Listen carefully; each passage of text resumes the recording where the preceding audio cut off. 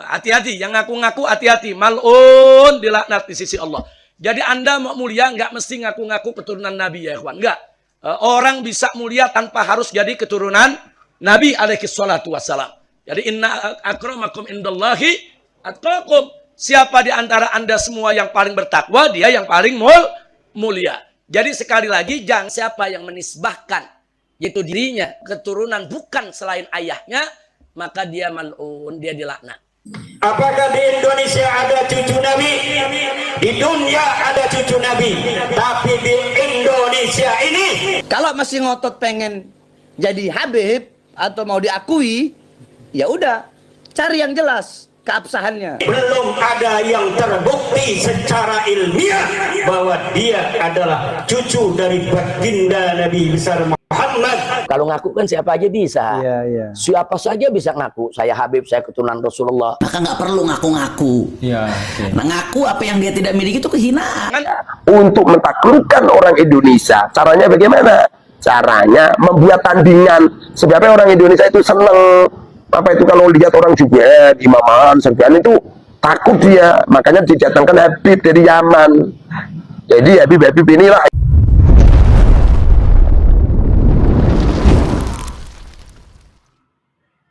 yang perlu kita tegaskan.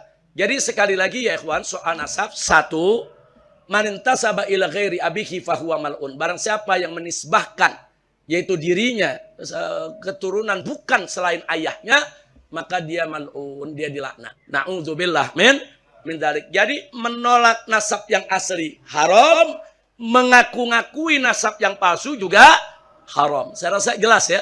Dan jadi pertanyaan Anda, ini bukan hanya untuk asmatkan saja, untuk seluruh habaib harus jelas nasabnya.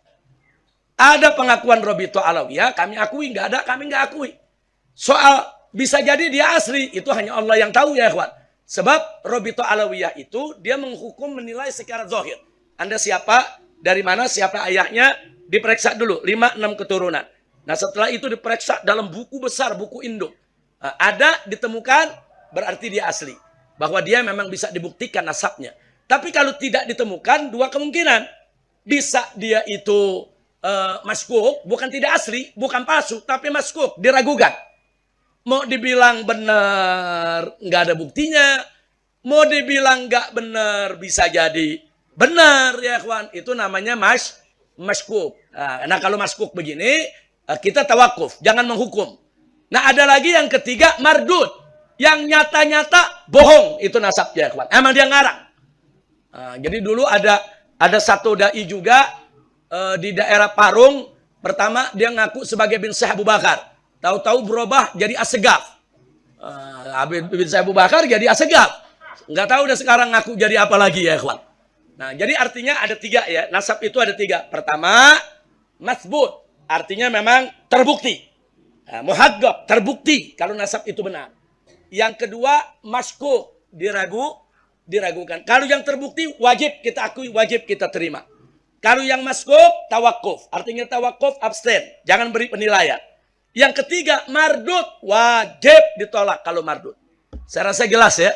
Ini bukan hanya untuk asmatkan. Untuk seluruh marga di kalangan habaib.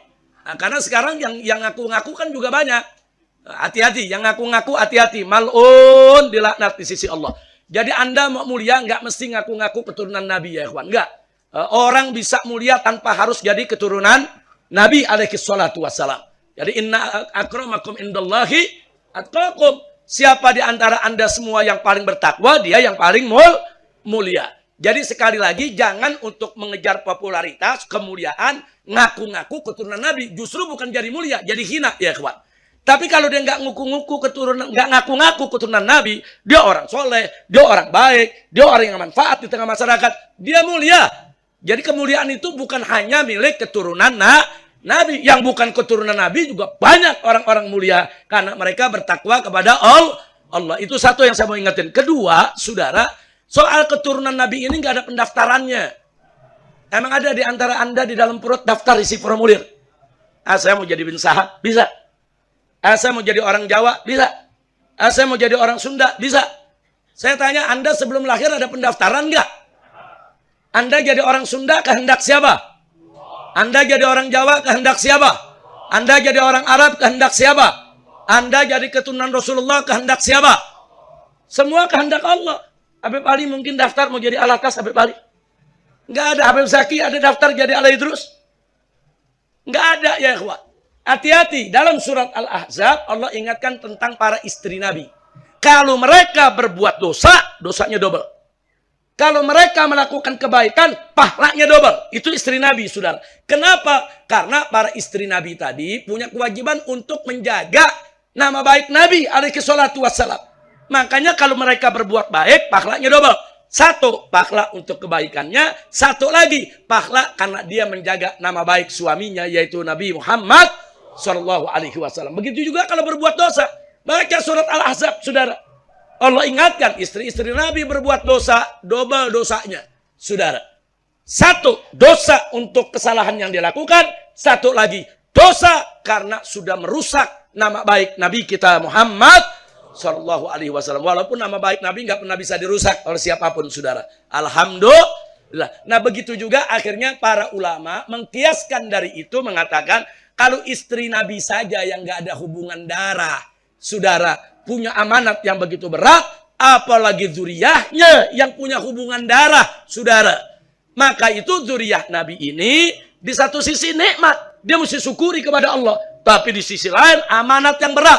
Kalau dia berbuat baik, saudara, maka dia mendapatkan ganjaran yang berlipat. Tapi kalau dia berbuat salah, dia akan mendapatkan juga dosa dan siksa yang berlipat. Na'udzubillah min dzalik. Kira-kira jelas tidak?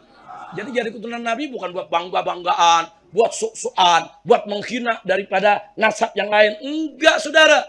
Syukuri menjadi keturunan Nabi dan jaga amanah. Jadi suri tauladan buat umat. Jaga nama baik Nabi Muhammad Sallallahu Alaihi Wasallam.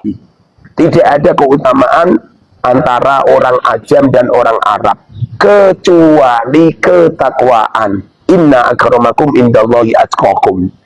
Jelas kan? Lagi pula Rasulullah sudah membuat engrengan bahwa al-ulama warasatul anbiya. Wabi ulama pewaris kanjeng Nabi.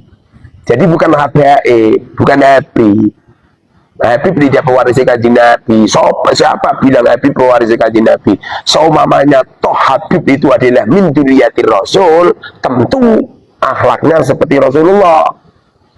Ya memper akhlaknya, perangannya, menunduknya, sifat ngumpet ke nasabe gitu loh. Bukannya terus membuangkan nasabnya. Kadang-kadang seperti itu ya. Pekerjaannya itu menjawir dari pintu satu ke pintu yang lain, minta-minta ngisin ngaku-ngaku diri kanjeng Nabi, pekerjaannya jalur-jalur. Itu saya ngomong itu bukan fitnah. Asli yang kiai tak tanya, bagaimana? Pernah panjenengan didawuhi pernah kiai lho anggere kiai kok mesti ngomong gitu. Berarti kan kalau memang benar-benar dia Rasul mencemarkan nama baik kanjeng Nabi itu, apalagi nyampe setelah diteliti jebul Ubaidillah tidak putranya Sayyid Ahmad.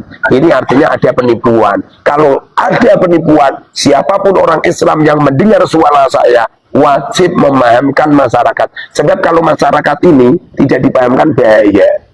Kemarin-kemarin penjajahnya Belanda sudah lari. Yang masih ada itu kan bawaan Belanda. Belanda datang ke Indonesia kan bawa gaib itu. Dan itu pun sejarah sudah mencatat itu. Lu orang ngomong gini nggak berani. Kenapa nggak berani? Memang mereka itu nggak cucunya pendekar, nggak cucunya pejuang.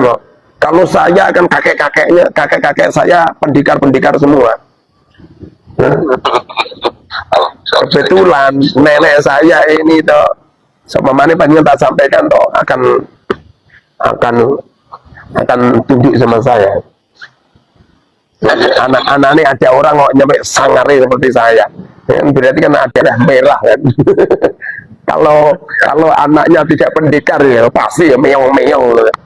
Ya mungkin ya diparani kambing ya lari tadi ya. Rasulullah pernah dawuh, bila mana Fatimah mencuri, kupotong tangannya. Itu bukti bahwasanya anak cucu Rasulullah itu tidak ada yang akhlaknya jelek, tidak ada yang masa gitu. Bukankah dzurriyyah Rasul itu tidak maksum? Benar, dzurriyyah Rasul tidak maksum.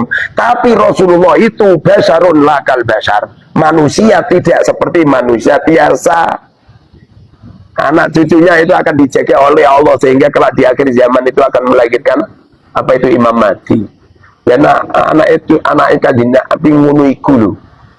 Ada orang ngaku-ngaku cucunya Kanjeng Nabi senengane mengklaim ya. Jawa bumi tarim, pintu tarim, Indonesia pintu tarim, kan ngawur ya. Pengklaiman yang ngawur kan. Bahkan sebuah kisah-kisah yang gak masuk akal ya. Apalagi ada tadi yang saya bacakan tadi, apa itu, Rasulullah diklaim orang Yaman, sholatullah ala tohel Yamani. Banyak tuh masyarakat kita gak paham rumah sana itu loh qasidah HP gitu. Nah, itu kan karyanya orang-orang alami. Nah, semoga rahmat tadim Allah ala tohel kepada Rasulullah al-Yamani yang dari Yaman. Kapan Rasulullah lahir di Yaman? Kapan Rasulullah wafat di Yaman? Kapan Rasulullah hidup di Yaman? Enggak pernah. Kita kalau ngomong gini itu jangan mingkring-mingkring. Mingkring-mingkring ya kesamplok wong jengking. Iya, pendekar gitu ya. Ini orang Jawa ini anak keturunannya Kamandanu, anak keturunannya Gajah Mada, anak keturunannya Malampir, ini pelet. Apa itu? sudah terbiasa. Yang di Al-Quran jelas, liyudhibi'ankum rijsa 'alal bait wa yutahhirukum tadhira gitu. Nyampe Rasulullah pernah merubuti Sayyidina Hasan dan Husain, ya kan? Merubuti Sayyidina Fatimah dengan Husain, ya? Lalu Rasulullah menyanjung-nyanjungnya. Kemudian Rasulullah menerangkan ahli bait Rasulullah itu al-Mustafa wal Murtado wa benahuma wal Fatimah. Jadi Kanjeng Nabi, Sayyidina Ali, Sayyidatina Fatimah, Hasan Husain. Kalau Hasan Husain secara otomatis semua dzurriyyah Rasul itu berketurunan Hasan Husain. Sementara Allah berfirman yudhibi ankum rijsa, Allah akan menghilangkan rijsun. Rijsun itu ucapan yang jelek, perbuatan yang jelek, namanya rijsun. Ahlul bait. Ahlul bait itu ahli Kanjeng Nabi. Wa yutahhirukum tadhira, dan Allah sucikan mereka. Mosok ahli bait Kanjeng Nabi nak ngomong yang berjeplak kusur, buta hati, buta mata. Coba, ini ada ulama pribumi dijelek-jelekin seperti ini. Bahkan Presiden Republik Indonesia pernah dikatakan presidennya iblis, menteri agamanya dajjal. Coba, ini ada Habib yang menuduh seperti itu. Loh, banser, ini segelem apa itu ngawal Habib ya, keliru dah. Banser itu malah bisa ngawal Habib. Padahal Habib itu sering apa itu jelek-jelekin NU. Sering jelek-jelekin apa itu kiai-kiai pribumi. Tapi malah banser nak karo Habib, nak kiai kampung itu, kalau datang ke apa itu, ke pengajian, banser sing ngaterke paling wong siji wong loro. Coba yang datang Habib, wah jugai imamai sak gentong-gentong. Wah. Makanya kalau saya itu ngisi pengajian duel sama Habib, saya langsung ngetono duit, salamanku nggunake duit 50.000. Pada akhirnya itu Habib ono sing ngalami. Semuanya nyalami saya semua. Memang harus seperti ini ya. Ya. Jadi kita ini jangan mau dibohongin. Dulu itu Helmina itu apa itu presiden Belanda atau raja Belanda. Dulu datang ke Indonesia untuk mentaklukkan orang Indonesia. Caranya bagaimana? Caranya membuat tandingan. Sebabnya orang Indonesia itu seneng apa itu kalau lihat orang juga imaman, sergaan itu takut dia. Makanya didatangkan Habib dari Yaman. Jadi Habib inilah yang apa itu mampu untuk meredakan. Kemudian di waktu Indonesia sudah merdeka, Belanda semuanya pulang yang Habib itu. Lewang wiridani Kanjeng Nabi aja diklaim, Rotibul Adat itulah wiridani Kanjeng Nabi itu. Itu lafaz-lafaz yang ada di Rotibul Adat itu semuanya wiridani Kanjeng Nabi. Loh, kalau semua wiridani Kanjeng Nabi ngapain diklaim? Kalau masalah membuat seperti itu, orang Jawa lah bisa membuat. Tahlil itu kan buatan orang Jawa. Bacaan tahlil itu buatan orang Jawa. Siapa musonifnya? Musonifnya tidak menyodorkan nama. Kenapa nggak menyodorkan nama? Karena lafaz-lafaz tahlil itu adalah lafaz-lafaz yang ada di dawuhnya Rasul. Saya punya karya tulis itu apa itu wiridan Rasulullah. Saya nggak pernah mengklaim ini adalah Rotibul Muharrar, nggak pernah. Kalau itu adalah apa itu lafaz kanjeng Nabi, ya biar disandarkan ke Rasulullah, jangan diklaim ini Rotibul ada tuh, seakan-akan yang membuat karya tulis itu apa itu Abdullah bin Haddad Al-Haddad, kan nggak bener itu, nggak bener. Seperti itu loh sholat. Siapa juga ulama mana yang berani mengklaim bahwa sholat itu pengarang lafaz sholat adalah dirinya? Nggak ada. Kenapa nggak ada? Karena lafaz sholat itu dari Rasulullah. Kalau lafaz sholat itu dari Rasulullah, siapapun orangnya jangan mengklaim.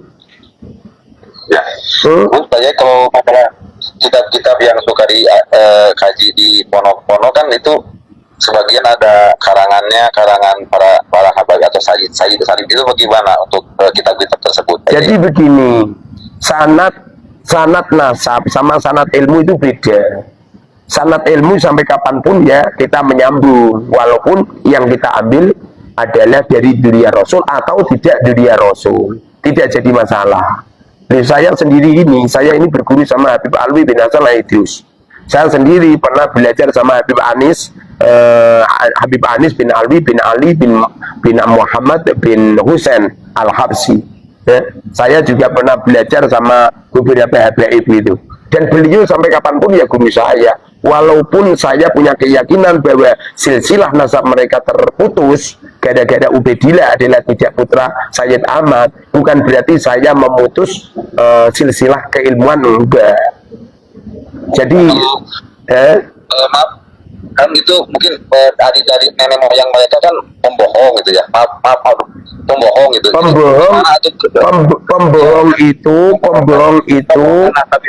Pembohong itu adalah silsilah nasabnya, bukan silsilah nasab silsilah itu nasabnya, bukan silsilah keilmuannya. Kalau keilmuannya ya masuknya pada takwa. Wa ta'awanu 'alal birri wa taqwa. Tolong menolonglah kamu 'alal birri pada kebaikan wa taqwa dan takwa gitu. Wa la ta'awanu 'alal itsmi wal udwan. Kalau ketakwaan ya sampai kapanpun orangnya, walaupun putranya Abu Jahal yang namanya Ikrimah, berhubung Ikrimah ini orangnya alim, hafidz Quran, pada akhirnya ya dimuliakan Rasulullah dan dimuliakan apa itu para sahabat karena keilmuan mereka, walaupun beliau putranya Abu Jahal. Begitu juga apa itu Kan'an ini kan putranya Nabi Nuh, walaupun mereka putranya Nabi Nuh, kalau akhlak atau akidahnya melenceng ya nggak bisa. Makanya Allah berfirman, qala ya Nuhu innahu laysa min ahlik. Allah berfirman, wahai Nuh, sesungguhnya Kan'an tidak keluargamu. Makna daripada laysa min ahlik ini adalah tidak keluarga di dalam akidah, karena akidahnya melenceng, mereka tidak percaya dengan adanya Allah gitu. Innahu amalun ghairi sholih, sesungguhnya Kan'an amalun, melakukan amal ghairi sholihin, tidak baik gitu. Jadi kalau masalah silsilah keilmuan ya siapapun tetap nyambung. Wong saya sendiri juga belajar Safinah. Safinah itu kan karya tulisnya Syekh Salim. Tapi perlu digarisbawahi, Safinah yang dipelajari di Indonesia ini sudah ditasih oleh ulama-ulama pribumi, sudah ditasih oleh Syekh Nawawi Al-Bantani gitu. Begitu juga Sulam Taufik juga sudah ditasih.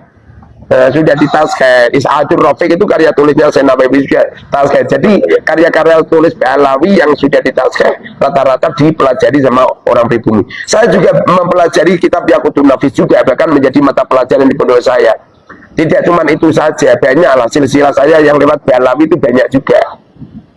Silsilah keilmuan. Jadi kalau silsilah keilmuan, walaupun kita tidak mengakui si fulan adalah dzurriyyati Rasul, bukan berarti terus meruntuhkan. Makanya pendapatnya Gus Kausar nggak bener itu. Orang yang memutus silsilah habaib sama saja meruntuhkan silsilah sanad ilman, ngawur itu Gus Kausar kon mondok meneh Al Mubarok itu nggak bener itu. Kadang-kadang orang kan membanggakan, wah ayah saya bin kiai. Kalau masalah bin kiai, ayah saya kiai, kakek saya kiai, buyut saya kiai, cangkah saya kiai, udik-udik siwal saya kiai. Sampai sananya kiai semua. Ya usah gitulah. Nggak usah gitu. Iya. Jadi apa itu, walaupun Fir'aun walaupun sesat, yang Fir'aun punya anak angkat namanya Nabi Musa. Berhubung Nabi Musa ini orangnya baik dan mendapatkan wahyu dari Allah, membawa Taurat kan, membawa Taurat yang diberikan kepada umatnya, ya harus kita ikuti. Karena ajaran mereka benar. Tapi sama Fir'aun ya nggak boleh gitu. Kita ini yang masih tidak banyak dicontohkan loh. Seperti Qabil, Habil. Kenapa kita tidak antusias, tidak boleh mengikuti sama Qabil? Karena Qabil ini adalah seseorang yang durhaka kepada Allah. Di waktu Allah memutuskan kepada mereka, di waktu mereka diperintahkan untuk menyembelih kambing, kemudian kambingnya Habil diangkat oleh Allah, disedot ke langit. Sementara miliknya Qabil tidak diangkat oleh Allah. Sudah jelas kan? Pada akhirnya nggak ada salah satu kita ini memberi nama anaknya Qabil, nggak ada. Tidak ada salah satu di antara kita memberi nama anak lelakinya dengan nama Fir'aun. Ya, tidak memberi nama anaknya dengan anak Abu Jahal. Menurut akal yang normal, nggak mungkin orang tua memberi nama anak kepada orang yang durhaka kepada Allah. Begitu juga Sayyid Ahmad. Sayyid Ahmad ini punya anak. Kalau di kitab-kitab sezaman, anaknya cuma 3. Sayyid Muhammad, Sayyid Ali, Sayyid Husain. Sedangkan yang Ubaidillah ini klaim-klaiman dari Ba'alwi. Yang nggak mungkin Sayyid Ahmad memberi nama anaknya dengan Ubaidillah. Ubaidillah itu gembong pembunuh dzurriyyatir Rasul. Bahkan yang menusuk kepalanya Sayyidina Husain. Itu Ubaidillah bin Ziyad. Yang nggak mungkin toh. Wong panjenengan ngerti kalau Ubaidillah ini gembong pembunuh dzurriyyatir Rasul. Kira-kira kalau panjenengan punya anak lelaki diberi nama Ubaidillah ya? Ya enggak amit-amit banyak. Lah ya amit-amit kan? Lah ya. Banyak Habib yang saya tanya, Habib, semuanya kamu punya anak lelaki. Sementara panjenengan sudah tahu kalau Ubaidillah ini adalah pembantai dzurriyyatir Rasul. Kira-kira putra panjenengan yang lelaki diberi nama Ubaidillah enggak? Apa kata Habibnya? Tidaklah Kiai. Tidak, saya sudah tahu gitu loh. Qurannya udah jelas, ayatnya sudah jelas, hadisnya sudah jelas, sejarahnya sudah jelas. Mereka juga banyak membuat tipu-tipuan, penipuan ya. Itu loh. Apa itu Habib Lutfi gara-gara memalsukan makam. Habib Lutfi kan memalsukan makam itu. Ini semua orang Indonesia ngerti semua ini. Apa yang terjadi kalau mereka menipu makom, artinya menipu orang Islam se-Indonesia, maka sana torekohnya batal. Jangankan sana torekoh, dulu itu ada seorang ulama menyampaikan ribuan hadis disampaikan kepada para murid-muridnya. Setelah itu dia pernah ngapusi Iban. Pus. Jadi kucingnya itu diberi makanan. Setelah kucingnya keluar dari pintu, langsung pintunya ditutup kok. Kucingnya nggak diberi makanan kok. Ini gara-gara nipu hewan. Langsung semua hadis-hadisnya hukumnya dhaif semua. Tidak boleh digunakan. Apalagi menipu rakyat Indonesia dengan mendirikan makam-makam palsu. Itu runtuh semua itu. Makanya jamaah torikohnya Habib Lutfi mulai berkurang. Bahkan kemarin itu jamaah dari Pemalang minta istihad sama saya bilang terserah panjenengan. Apa kata mereka? Kiai, kami lebih baik mengundurkan diri aja Kiai. Kami tidak mengikuti torikohnya Habib Lutfi Kiai gitu. Lagi pula saya gabung di PBI ini toh atas perintah Romo Yai saya dan atas perintahnya Mursyid Torikoh Satoriyah yang beliau bertemu dengan Rasulullah langsung dan Rasulullah berfatwa bahwa Ba'alwi tidak min dzurriyyati Rasul, tidak cucunya Rasulullah. Kalau masalah beliau alim, siapapun orangnya yang alim adalah min Nabil Anbiya, baik mereka itu berketurunan Rasulullah atau tidak berketurunan, wajib kita muliakan karena fadlul alim alal abid kafadli ala adnakum. Keutamaan orang alim jauh lebih utama dari sebagaimana keutamaanku dibandingkan dengan keutamaan orang-orang yang paling rendah di antara kami semua. Paham kan?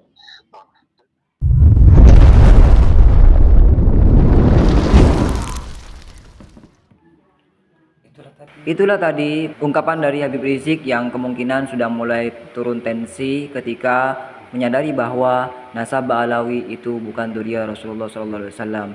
Setelah adanya tesis Kiai Haji Madudin Usman Al-Bantani dan para klan Ba'alawi tidak bisa memberikan bukti-bukti yang kuat bahwa mereka adalah dzurriyyah Rasulullah SAW. Bagaimana menurut pendapat teman-teman semua? Silakan lanjut di kolom komentar. Terima kasih selalu support Arman Al-Fatih. Kita jumpa lagi di video selanjutnya. Min afwa minkum. Assalamualaikum warahmatullahi wabarakatuh.